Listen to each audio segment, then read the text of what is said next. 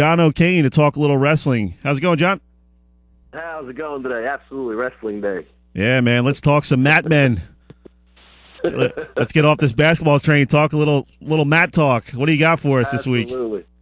Absolutely. Big day, big day. This wraps up, the holiday season pretty much here today. The bunch of good tri-meets and quads here today, led by Prep and Buna, the Cal American champion St. Augustine Prep and Cal National champion Buna. I'll get it out to Buna for that one. Vineland's there too. A couple good matches there.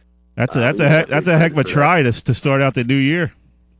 Absolutely, yeah. St. Augustine, I'll tell you what, I mean, I keep saying it, but their schedule, my goodness. And I just saw the other day they announced the Flow Wrestling last year, the year before, did the Who's Number One individual bouts where they tried to pair up the top individuals in the country. Now they're doing a similar for the teams, and Prep's going to be wrestling at the Palestra in a couple weeks, which is really neat. Wow. For a Flow Wrestling event. I don't envy their schedule, though. If I remember correctly off the top of my head, I know they're wrestling Bergen Catholic, who's number 3 in the country. They're wrestling Lake Highland from Florida, who's number 8 in the country. And they may be wrestling Blair, if I'm not mistaken, who would be number 1 in the country. So it's going to be a long day for them. But absolutely, I love that those guys are challenging themselves. Now, like where do the Hermits stack up in the Flow Wrestling rankings?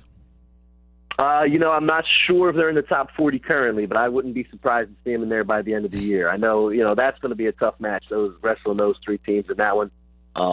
But they should be in the back end of that top 40, if you ask me, kind of thing. They've got a lot of talent. There's no real discernible holes in their lineup. I think they're better than people realize in terms of the national level. But it's just there's so many good teams out there. It's tough to break into those rankings.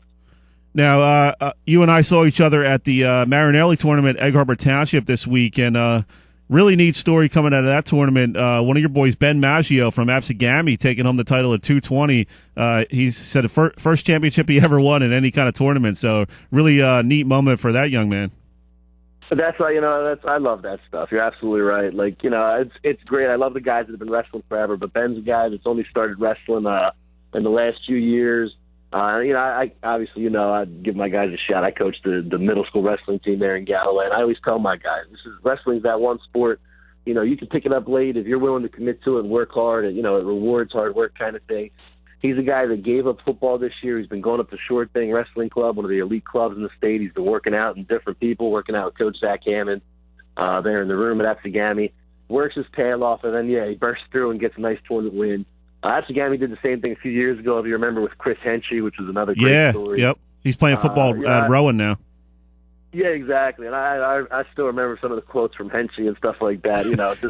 He was great. Didn't even know what he was doing half the time.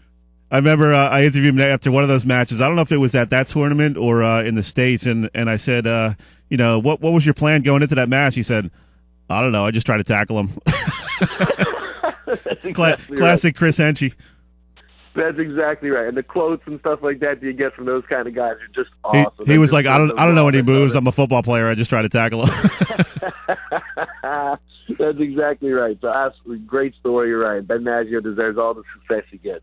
Real nice day from Egg Harbor Township, too. They crowned 2 champions, Connor Augustino and Terrell Coleman. And talk about Coleman a little bit. Here's a guy who maybe flew under the radar a little bit last year, but this is a quality young wrestler. He's coming into his own here.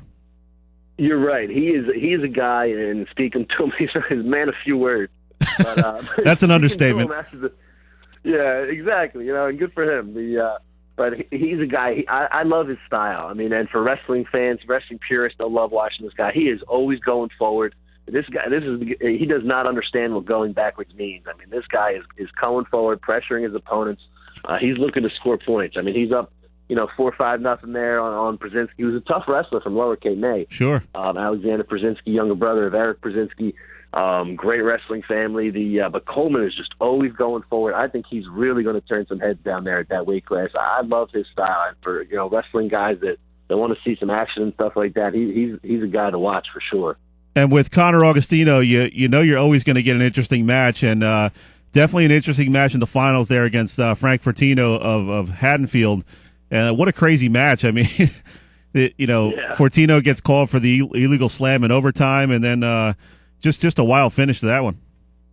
Yeah, we were saying that, when we were speaking before the finals round, that was, in terms of finals, that was going to be one of the highlights, and that one didn't disappoint, going to double overtime.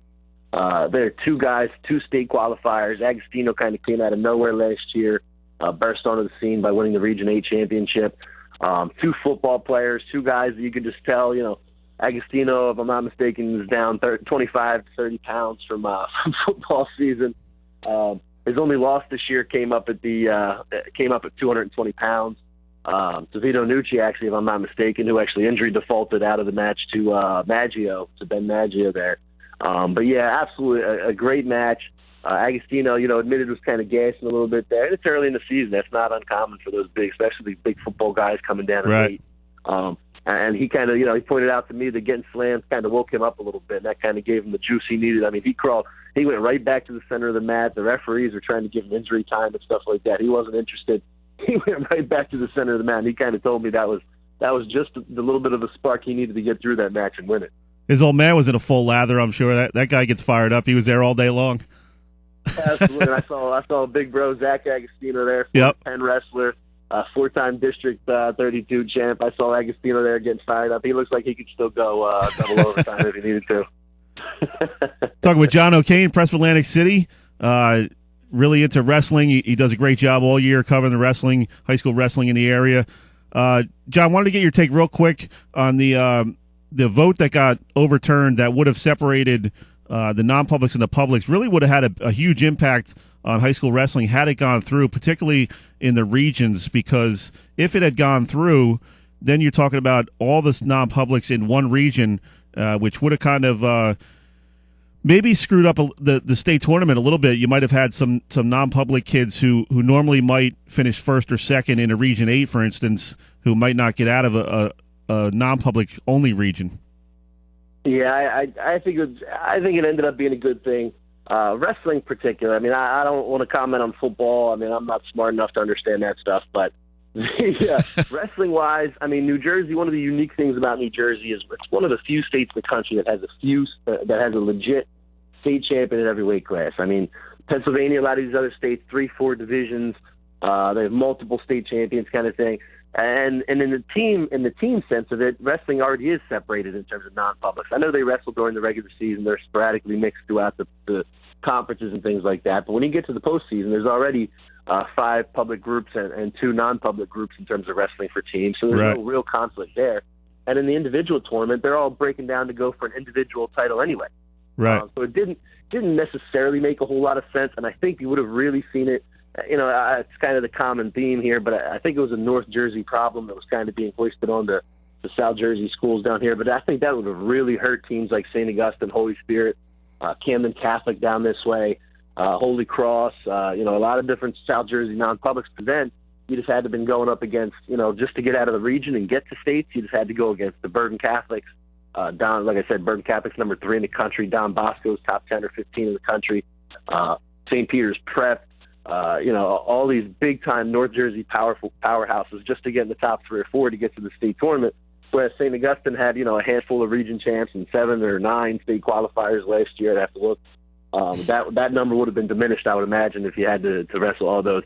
So I think it ended up being a good thing in the end, at least on the wrestling front, because like I said, they're going for one state champion anyway at each weight class, so eventually you're going to have to wrestle the guys no matter what you do. Right.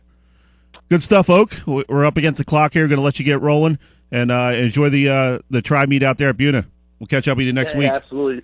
Absolutely, Sully. Always thanks for having me, man. I appreciate it. Good talking wrestling. All right, thanks, bud. We'll catch up with you next week. We'll see you. That's John O'Kane from the Press of Atlantic City.